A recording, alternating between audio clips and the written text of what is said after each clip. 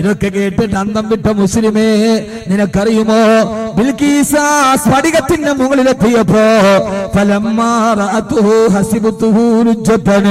ആ കാണുന്ന ഗ്ലാസിന്റെ താഴ്ഭാഗത്തുകൂടെ ഒഴുകുന്ന അരുവി കണ്ടപ്പോ അത് യഥാർത്ഥ അരുവിയാണെന്ന് ധരിച്ചു പോയ ബൽക്കീസ് രാജ്ഞി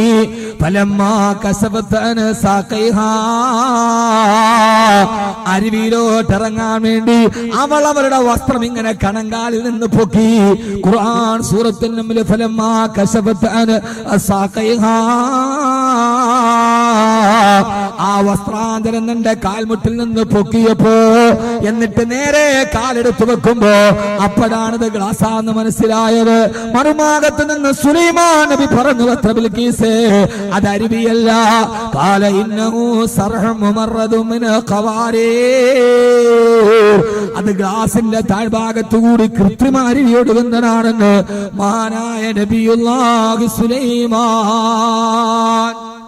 ഖുർആൻ പറയാ, ആ ഗ്ലാസ് കണ്ടപ്പോ ഗ്ലാസാന്ന് മനസ്സിലായില്ല, അരുവിയാന്ന് കരുതി. ബൽക്കീസ് ഫലമ്മാ കശഫത് അൻ സാഖൈഹാ, തന്റെ വസ്ത്രം ഇങ്ങനെ പൊക്കി. എന്നിട്ട് അരുവി ചവിട്ടാൻ പോയപ്പോഴാണ് ഗ്ലാസുമേ ചവിട്ടിയത്. അപ്പുറത്തുനിന്ന് സുലൈമാൻ നബി പറഞ്ഞു, ബൽക്കീസ് ഖാല ഇന്നഹു സർഹും മുമറദും മിൻ ഖവാരീർ, അതൊരു സ്ഫടികമാണ് ബൽക്കീസേ, താഴേക്കട അരുവി വെറുതെ ഒഴുകുന്നതാണ് എന്ന് പറഞ്ഞ് ചിരിച്ചു മഹാനായ സുലൈമാൻ നബി അലൈഹിസ്സലാത്തു വസ്സലാം.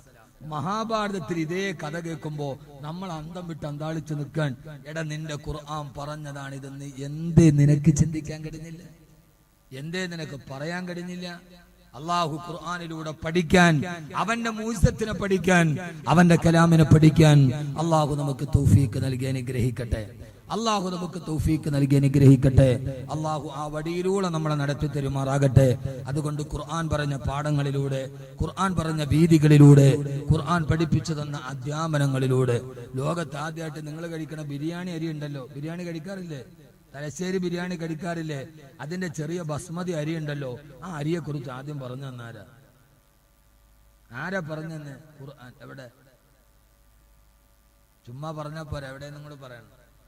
ഇനിയിപ്പോ നിങ്ങൾക്ക് ഇതിനേക്കാൾ സന്തോഷമുള്ള വർത്താനുണ്ട്, ബിരിയാണി അരി കഴിക്കാന്ന് പോലും.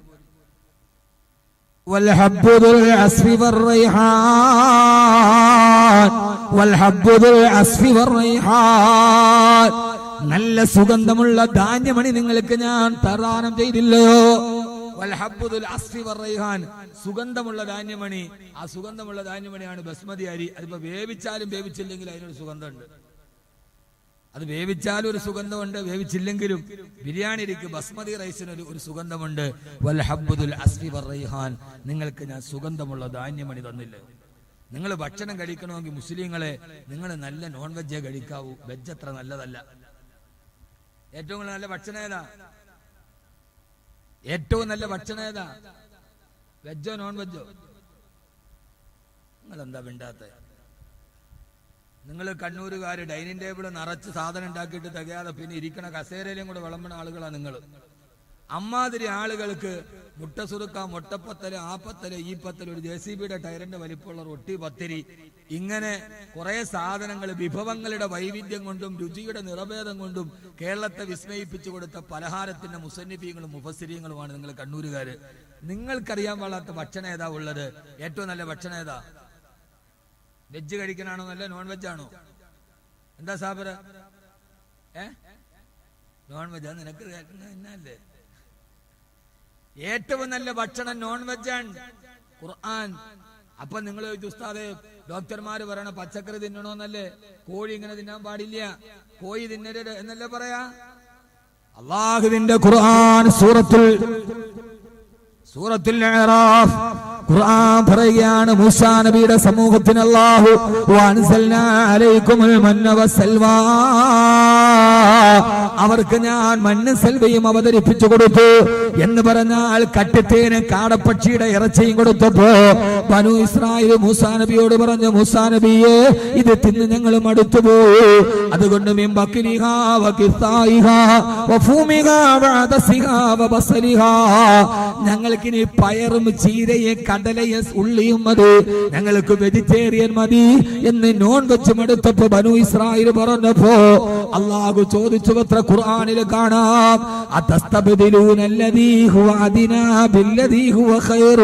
ഏറ്റവും നല്ല ഭക്ഷണം നിങ്ങൾക്ക് നൽകിയിട്ട് ഏറ്റവും മോശം ഭക്ഷണത്തെ നിങ്ങൾ തിരഞ്ഞെടുക്കുകയാണോ? സുന്ദരമായ കാടപ്പക്ഷിയുടെ ഇറച്ചി തന്നിട്ട് നിങ്ങൾ വെജിറ്റേറിയൻ സവാളയും ഉള്ളിയും മതി എന്ന് നിങ്ങൾ എന്നോട് ചോദിക്കുകയാണോ? അപ്പൊ ഏറ്റവും നല്ല ഭക്ഷണം നോൺ വെജാണ് എന്ന് ഖുർആൻ. അള്ളാഹു തൗഫീഖ് നൽകട്ടെ. ചിന്തിക്ക് മനുഷ്യന്മാരെ, ഞാൻ ആട്ടും ആഖിറും അല്ല പറയണത്, ഏറ്റവും നല്ല ഭക്ഷണം നോൺ വെജാണ്. അപ്പൊ പിന്നെ ഡോക്ടർ കടിക്കരുതെന്ന് പറഞ്ഞത് ഈ 40 ദിവസം കൊണ്ട് പ്രസവവും കുളിയും മരണവും എല്ലാം കഴിഞ്ഞ ഈ ബ്ലോക്ക് കോഴി കടിക്കുന്നത് കൊണ്ടാണ്. നല്ല നാടൻ കോഴി കഴിച്ചു നോക്ക്, ഒരു കുഴപ്പമില്ല. നമ്മുടെ വയസ്സായ ആളുകൾ നോക്ക്, അവർ ഈ ഹോർമോൺ കുത്തിവെക്കാത്ത നാടൻ കോഴി തിന്നതിന്റെ ഉഷിരാണ് അവർക്ക്. നമ്മൾ ഈ ബ്ലോക്ക് കോഴി തിന്നപ്പോ നമ്മൾ അതുമാതിരി ആയി പോയിന്നേ ഉള്ളൂ. നല്ല ഭക്ഷണം, നല്ല നോൺ വെജ് കഴിച്ചാൽ ഒരു പ്രശ്നമില്ല, ഒരു പ്രശ്നവുമില്ല. ഇങ്ങനെ ഭക്ഷണം, സംസ്കാരം ഒക്കെ പഠിപ്പിച്ചു കൊടുത്ത അള്ളാഹുവിന്റെ വിശുദ്ധമായ ഖുർആൻ, ആ ഖുർആനെ നമ്മളൊരു റെഫറൻസ് ഗ്രന്ഥമാക്കണം. എന്നിട്ട് ആ ഖുർആൻ പഠിക്കാൻ നമുക്ക് കഴിയണം. അള്ളാഹു തൗഫീഖ് നൽകട്ടെ, അള്ളാഹു തൗഫീഖ് നൽകട്ടെ, അള്ളാഹു തൗഫീഖ് നൽകട്ടെ.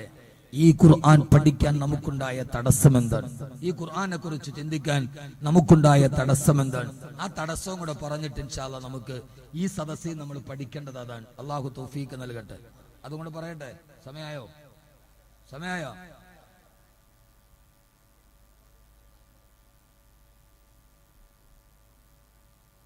മധുരമേ ചാരി എന്നിട്ട് 1 മണിക്കൂറും കൂടെ പറയാം. ഞാൻ ഒരു ചാരും ഇല്ലാതെ ഇങ്ങനെ നിൽക്കുക നേരെ സ്റ്റഡി പടിയായിട്ട്. അള്ളാഹു നമ്മളെ സ്വീകരിക്കും. ഇവിടെ നോക്കി, ഇവിടെ നോക്കി. ഇനി ഈ 3 ദിവസം ഈ സംഘാടകർ നടത്തിയ ഭഗീരഥ പ്രയത്നം അൽഹംദുലില്ലാഹ് ഞാൻ അവരെ അഭിനന്ദിക്കുകയാണ്. ഒരു ഖുർആൻ വിരുന്നവർ നടത്തി 4 ദിവസം. മാഷാ അല്ലാഹ്. അള്ളാഹു ആഖിറത്തിലെ നല്ല ദിവസങ്ങളാക്കി തരട്ടെ. അവന്റെ കലാമിന് വേണ്ടിയുള്ള ഖിദ്മത്തിനെ അള്ളാഹു സ്വീകരിക്കട്ടെ. ഏതായാലും ഈ മുസ്ലിം കൾച്ചറൽ സൊസൈറ്റി അല്ലെ, മുസ്ലിം യൂത്ത് സെന്റർ, അവർ ഇദം പ്രഥമമായി ഇങ്ങനെ ഒരു വേറിട്ട വഴിയിലൂടെ ചിന്തിച്ചത് വളരെയേറെ അഭിനന്ദനീയമാണ്. അൽഹംദുലില്ലാഹ് എന്റെ നേതൃത്വത്തിൽ ഒരു ഓൾ കേരള ഖുർആൻ മത്സരം നടക്കുന്നുണ്ട് ഈ വരുന്ന റമളാനോടനുബന്ധിച്ച്. ഓൾ കേരള ദുബൈയിൽ എൻ്റെ ഒരു സുഹൃത്തുണ്ട്, തമാം ഗ്രൂപ്പിന്റെ MD, അവരാണത് ഒറ്റയ്ക്ക് സ്പോൺസർ ചെയ്ത് നടത്തുന്നത്. ചില ഇപ്രാവശ്യം അഖില കേരള അടിസ്ഥാനത്തിൽ നടത്താൻ തീരുമാനിച്ചാണ്. ഗ്രാൻഡ് ഫിനാലെയൊക്കെ നടത്തും തിരുവനന്തപുരം.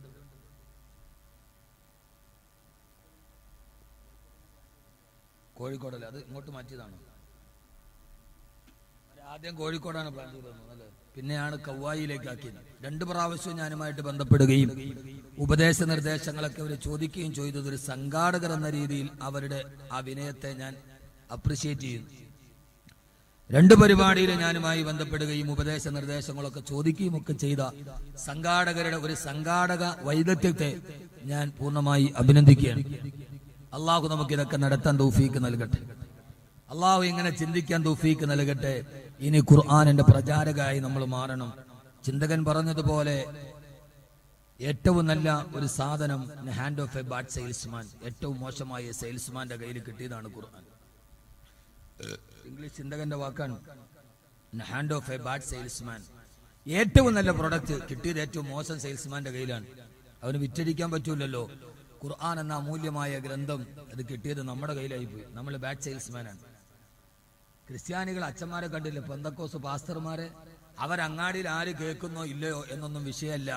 അവരുടെ തോളുമേൽ ലൗഡ് സ്പീക്കർ തൂക്കിയിട്ടിട്ട് അവർ ഓട്ടോറിക്ഷമേ കയറി ഇരുന്നിട്ട് ബൈബിൾ പഠിപ്പിച്ചു കൊടുക്കും. നമ്മളോ, നമ്മൾ 4 പേരിരിക്കുന്നിടത്ത് കുൽഹു അല്ലാഹു അത് ഉറക്കോ, അതാ നമുക്ക് നാണാൻ.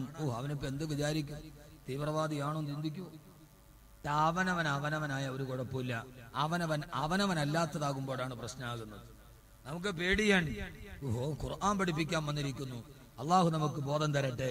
യഥാർത്ഥത്തിൽ ഈ ഖുർആൻ നമ്മുടെ കയ്യിൽ ഒരു ബാഡ് സെയിൽസ്മാന്റെ കയ്യിലായി പോയത് ഏറ്റവും പ്രധാനപ്പെട്ട വിഷയം ഖുർആനിനെ കുറിച്ച് നാം ചിന്തിക്കുന്നതിൽ നിന്ന് നമ്മളെ തടയുന്ന ചില കാര്യങ്ങൾ നമ്മുടെ സമൂഹത്തിൽ വേര് പിടിച്ചു എന്നതാണ് ഇതിന്റെ ഏറ്റവും പ്രധാനപ്പെട്ട കാരണം.